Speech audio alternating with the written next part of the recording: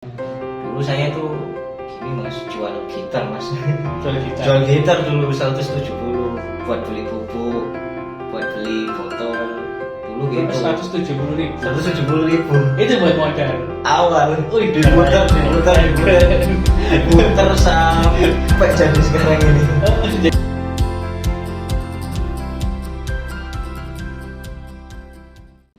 Assalamualaikum warahmatullahi wabarakatuh.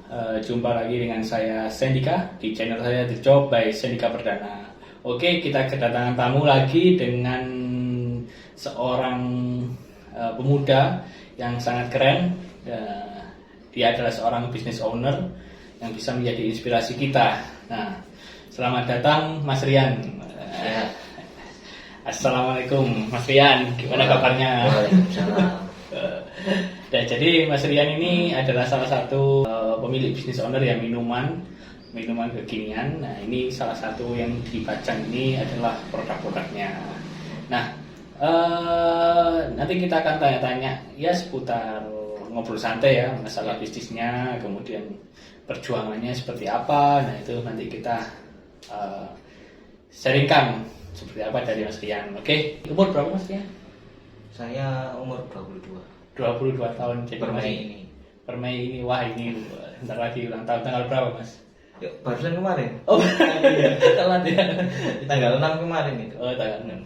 Oke, jadi ya barusan ulang tahun. Masih muda sekali, tapi sudah punya bisnis yang cukup lumayan besar ya. Jadi nah, ini Mas Rian, gimana ya, bisa ceritakan nggak dulu awal mula bisnisnya ini seperti apa gitu?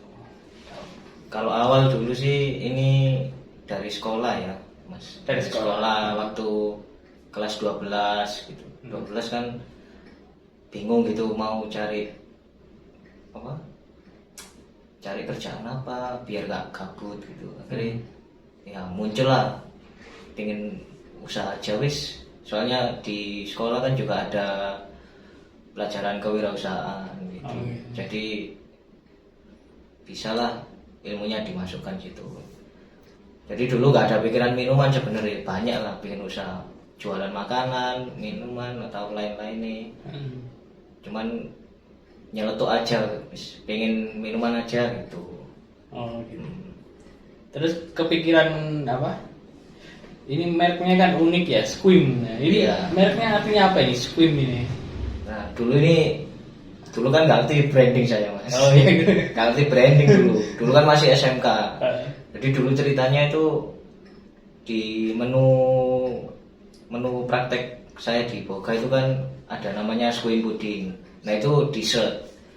Lah dulu waktu milkshake itu saya ingin apa? Gabungin itu puding sama milkshake. Jadi ya nyelutuk aja squim milkshake gitu. Langsung saya jadikan di botol gitu. Jadi ya dari itu ya, dari apa, pengalaman di sekolah itu ya. Iya. Gak sengaja lah. Nggak sengaja kan.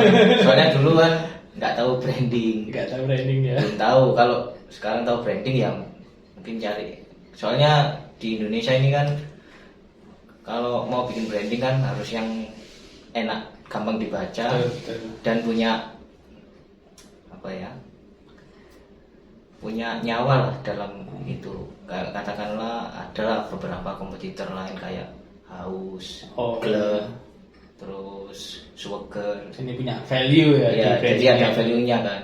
Ah, Jadi ketika orang ingat Haus, ya akhirnya ke brand itu dibacanya gampang ya. Itu seiring berjalannya waktu cepet lah itunya perkembangannya. Nah, ini kan sekarang kita ngomong masalah ini ya, masalah persaingan minuman ya.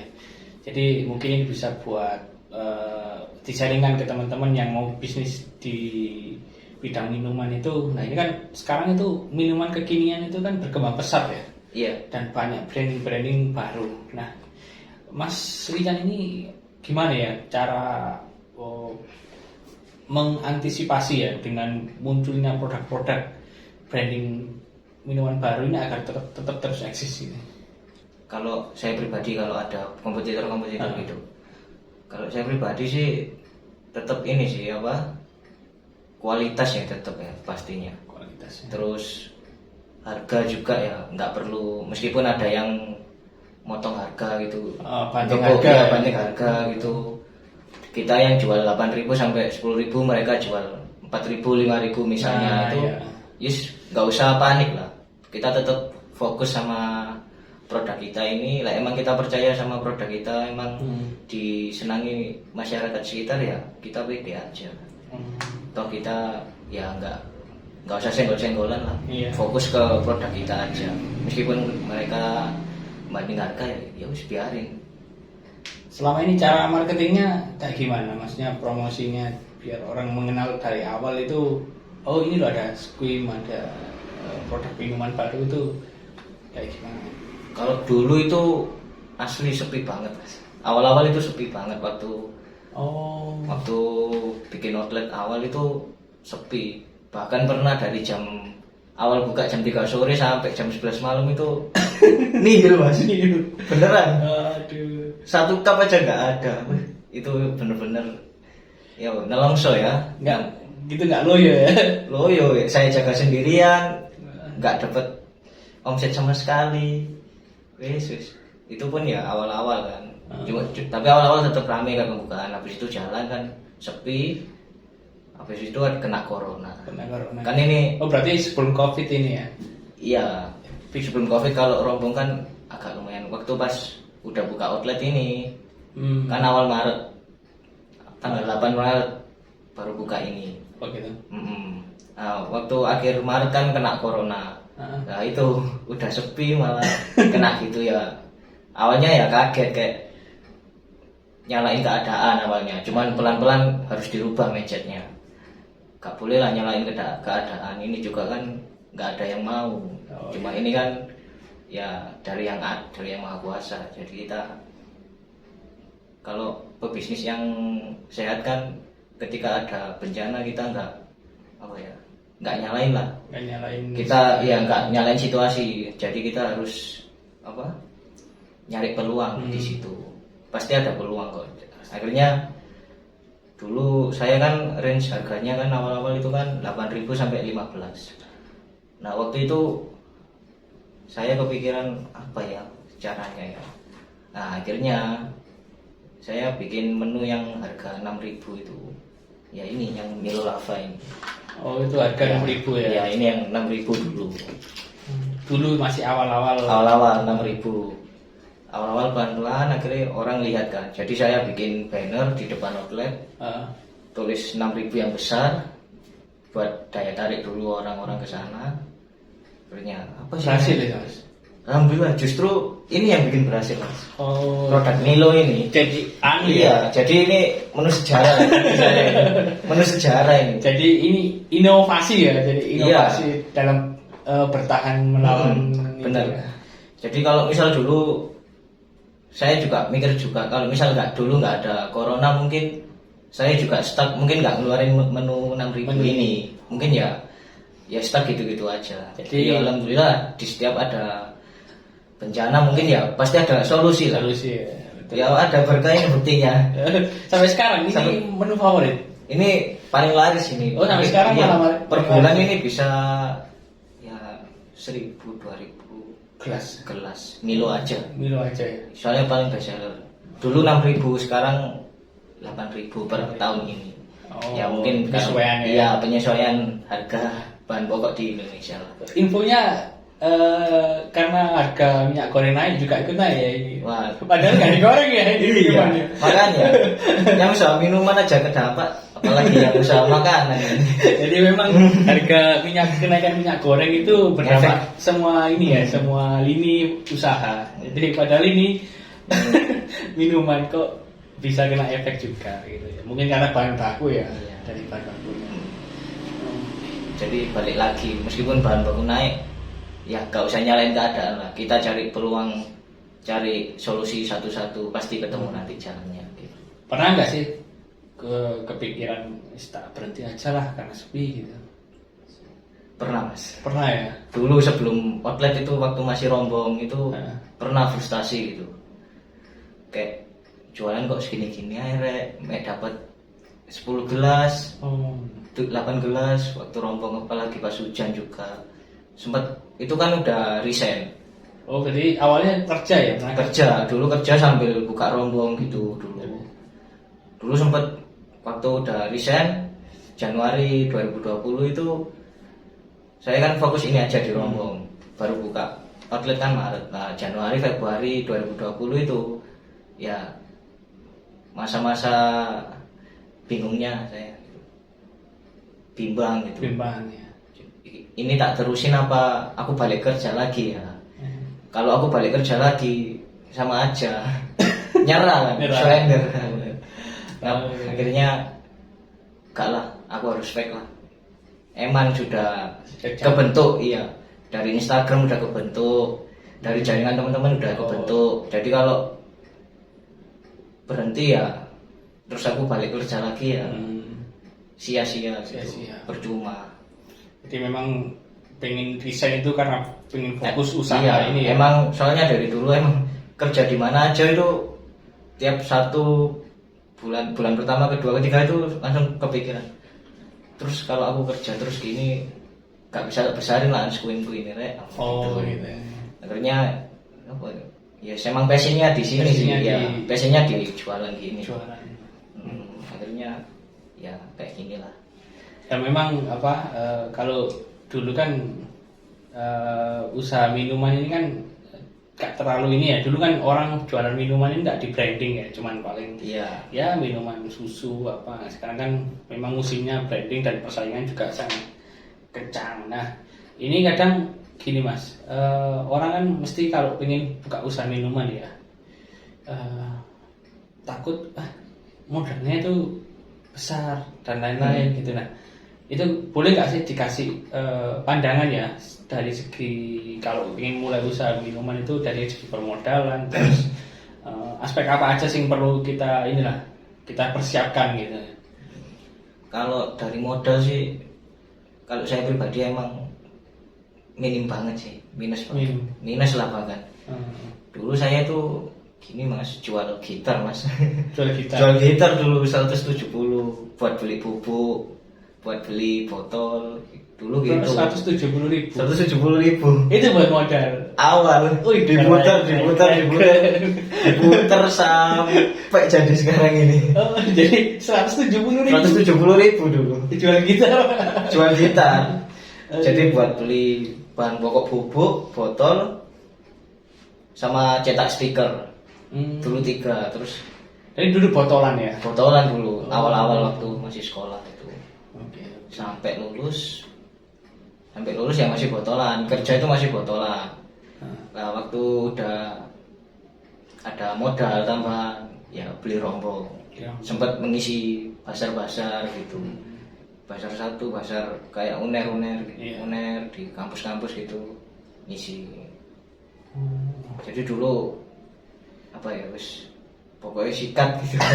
Dulu gitu aja wis. Jadi jadi modal, kalau ada yang bilang modalnya gede gitu, ada butuh modal gede gitu. Orang berarti ya kadang itu nggak selamanya itu benar ya gitu. Iya, nggak selamanya. Soalnya kadang kalau orang mikir modal besar itu kadang berekspektasi besar. Nah, malah nanti gak sesuai realita, malah down. Nah, mental lah yang utama juga di bisnis ini. Mental juga harus dibentuk. Ini kalau boleh tahu aja ya, kalau satu outlet itu bisa omset itu berapa dari dulu awal modal segitu, kemudian kalau sekarang itu satu outlet itu ya bisa menghasilkan berapa? Itu bisa rupiah atau berapa gelas lah penjualan. Kalau buat pandangan ya, ini buat pandangan orang-orang yang pengen tahu aja sih. Kalau ini sih sejak di outlet ya alhamdulillah cukup lah.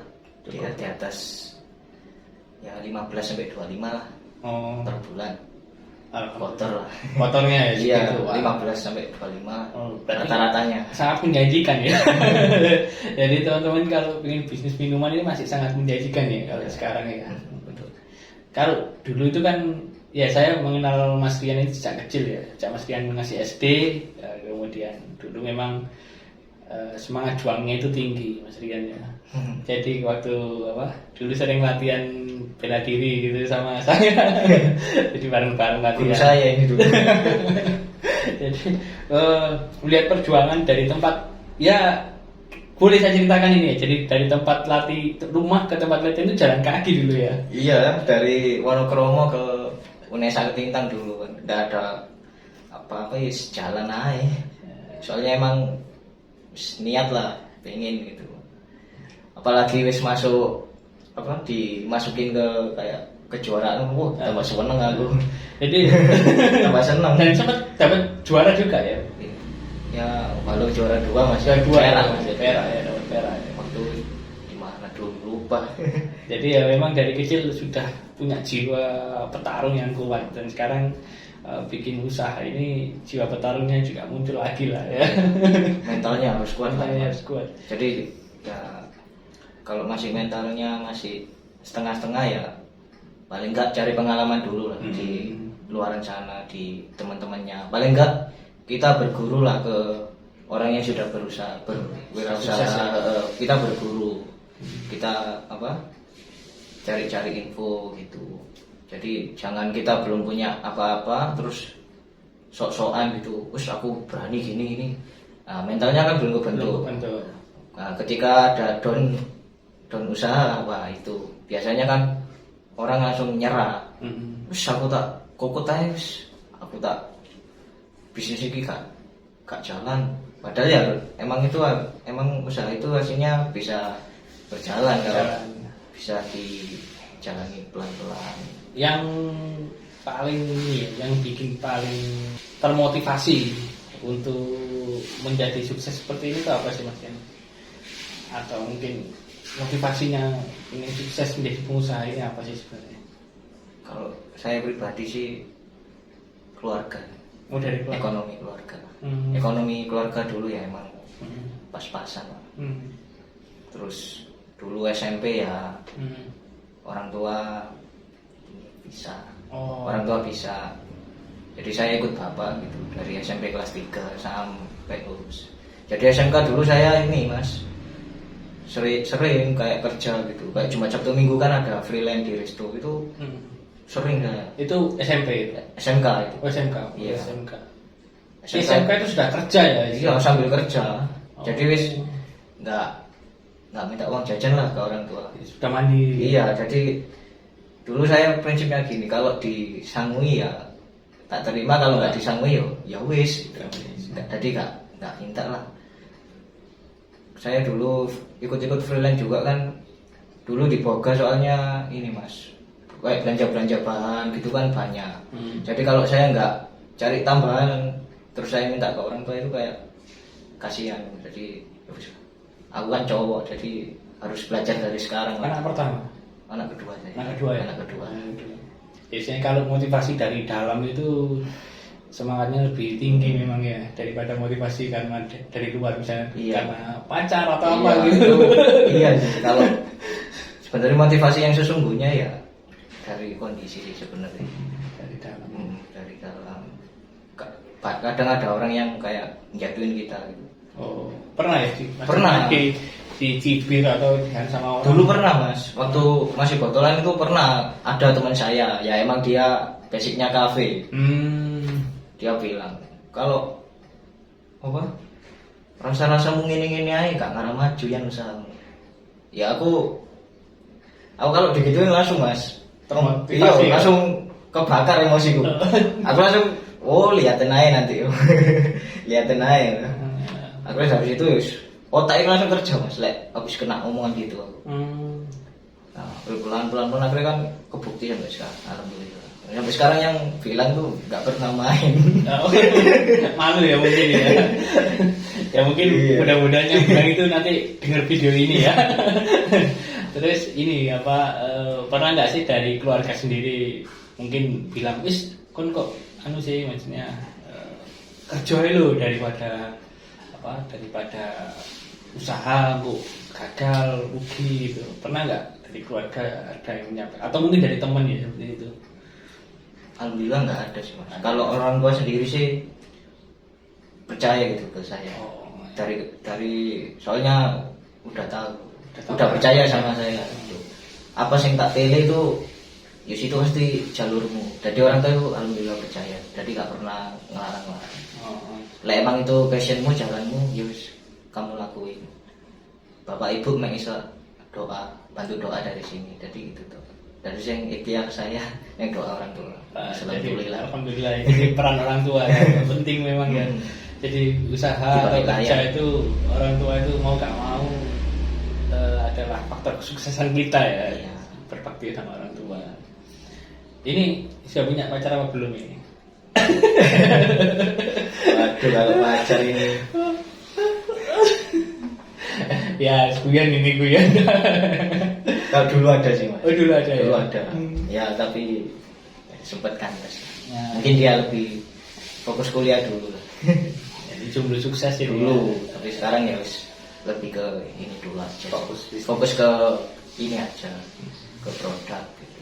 Kabarnya pernah ada outlet yang tutup apa itu kan pernah beneran apa enggak itu mas kira-kira? Iya. Dulu jadi outlet saya kan 3. Ya akhirnya yang 2 ini ya per tahun kemarin ini tahun 2022 awal-awal itu yes adalah musibah yang harus 2 outlet saya ini yang harus saya tutup gitu. Oh gitu. Ya sempat down sih, cuman ya down beberapa minggu aja. Selebihnya ya kita cari solusi lagi lah. Jadi sekarang lebih fokus ke yang ada dulu aja, dibenahi satu persatu pelan-pelan. Nanti kalau ada rezeki lagi ya kita buka lagi. Sebenarnya itu kalau dari usaha saya sih banyak mas yang mau franchise gitu. Mau franchise? Iya banyak. Cuman dari saya pribadi itu, nah kalau dari saya pribadi itu nggak mau, belum. Soalnya banyak lah. Kalau dari teman-teman teman-teman pengusaha yang lebih sukses itu usaha itu paling enggak kalau belum umur 5 tahun ya paling enggak jangan di franchise. Jadi ditata lagi sistemnya, manajemennya, terus apa produk-produknya ini jadi dibagusin lah ya. Bagusin lah. Pokoknya sebelum paling enggak minimal 5 tahun. 5 tahun. Minimal 5 tahun kita jalan. Sebenarnya kan misalnya ada teman yang kita bukan franchise lah ya. Ya memang mirip franchise tapi kita nyebutnya itu mungkin kemitraan ya. Nah, misalkan nih ada orang yang pengen aku minta kemitraan aja dulu, nanti sistemnya mengikuti sistemnya Mas Rian gitu. Dan nanti mungkin manajemennya seperti apa mungkin ya terserah Mas Rian nanti. Jadi intinya orangnya itu manut seperti yang Mas Rian minta gitu, karena dia punya tempat sama punya mungkin source tenaga atau karyawan seperti itu. Kayak gitu gimana? Kalau itu sih nggak apa-apa sih kalau emang manajemen dari saya sendiri. Cuma ya tetaplah nanti pasti ada perjanjian. Jadi tanda garis putih. Iya tetap itu ada. Soalnya kalau nggak ada itu ya di tengah jalan nanti pasti ada lah. Pasti ada permasalahan. Iya. Kebanyakan itu memang pasti itu ya. Pasti itu. Apalagi kalau sudah kelihatan rame gitu. Kelihatan rame itu. Kelihatan rame itu pasti orang banyak yang ngiri ya. Pasti itu. Terus ini outletnya di mana aja sekarang mas? Yang sekarang ini di mana? Kalau outlet saya sekarang ya masih di Beratang Gede. Beratang Gede. Yo, alhamdulillah paling lama. Sejarah juga. Sejarah? Iya itu outlet sejarah juga. Nanti saya tampilkan tidak apa-apa ya untuk videonya. Oh iya nggak apa-apa. Ada nanti bisa dikirim nanti saya tampilkan untuk video-videonya ya. Ya memang bisnis ini naik turun ya mas ya. Iya. Yang dirasain ketika bisnis ini mulai jalan terus turun itu sekarang kayak gimana mas? Maksudnya masih turun lagi apa masih sudah stabil gitu? Emosinya dalam kalau saya nyikapannya. Kalau saya nyikapinya ya nggak terlalu berlama-lama, nggak seperti dulu ya. Kalau dulu mental kan belum kebentuk, jadi ada sepi terus sepi itu kayak sepi banget, terus ada yang ada yang ngejelekin itu down pasti itu. Pasti down ya. Cuman sekarang ya bodo amat aja. Iya, sekarang ya kalau ada yang bilang ya aku bodo amat aja. Terus kalau masalah lagi turun banget itu down pasti ada. Pasti down ya. Cuman kita tetaplah semangat lagi gitu. Mas kan punya nggak mentor sendiri ya dalam berbisnis ini atau belajar secara otodidak gitu? Kalau pribadi sih autodidak sih mas. Otodidak ya. Iya, nggak ada keturunan sih. Maksudnya barangkali ada temen yang ngajarin atau apa gitu? Nggak ada, cuman kalau sharing sih banyak. Oh, sharing. Iya. Saya sering lihat YouTube gitu orang-orang sukses. Nah itu juga bisa jadi referensi. Terus kita main-main ke circle yang pengusaha juga, itu juga ngefek juga ke kita. Jadi sisi-sisi positifnya nanti insya Allah masuk lah ke kita. Kalau misalkan nanti nih tiba-tiba mungkin orang lihat video ini atau lihat profilnya Mas Rian itu orang tiba-tiba datang ke outlet mau minta sharing atau maksudnya pengen belajar itu kira-kira bisa nggak ya? Bisa mas. Jadi sering sih teman-teman apalagi dari kampus gitu kadang main kayak minta diwawancarai gitu. Oh gitu. Usaha-usaha kayak ditanyain gini tuh sering sih. Sering ya. Cuman nggak di videoin gini, cuman di video outletnya aja. Terus kayak usaha dari tahun berapa gitu, sering sih. Kayak buat penelitian gitu ya. Iya, buat penelitian dari anak-anak kampus gitu, sering sih. Oh, jadi maksudnya kan kadang itu ada orang yang istilahnya sudah dibilang sukses gitu mau sharing untuk masalah bisnis gitu kan agak susah ya. Iya, sok sibuk. Saya enggak mas. Oh enggak ya. Jadi seneng sharing ya. Iya, seneng sharing aja sih. Ya mungkin ini sih ya kita kan biasanya orang kalau pemilik bisnis itu berjalan dari bawah itu memang kebanyakan ya pasti dia itu mau berbagi ya. Iya, betul. Karena tahu susahnya gimana berbisnis ya. Betul. Ya kayak contohnya ya saya suka sih sama yang Crazy Rich Surabaya. Betul, kayak betul. Tom Lee Wafa itu wih panutan saya banget. Iya. Betul. Saya juga follow IG-nya itu seneng lihat orang seperti itu. Usahanya dari yang dulu cuma jualan stiker sama istrinya gitu. Terus sekarang punya handmade, punya beberapa usaha. Itu bisa jadi panutan. Betul. Itu panutan banget itu Mas Tom Lee Wafa itu. Ya memang kalau saya lihat dari banyak pengusaha yang di Surabaya terutama yang maksudnya eksis gitu dan sangat milenial terus bisa jadi panutan anak muda itu ya Mas Tom Lee Wafa itu ya. Sering berbagi ilmu juga, berbagi. Saya lihat ilmu ke Gojek juga, Gojek ya dari bisnis ya. Iya, jadi keren lah. Kadang kerjasama sama Pemkot gitu kayak bangun kayak kemarin ada acara UMKM festival itu. Betul. Kan itu digratisin mas kedai. Apa? Ini ikut juga. Daftar cuman nggak kepilih gitu aja. Soalnya kan cuma 60 tenan aja. Yang daftar kan ribuan mas dipilih gitu.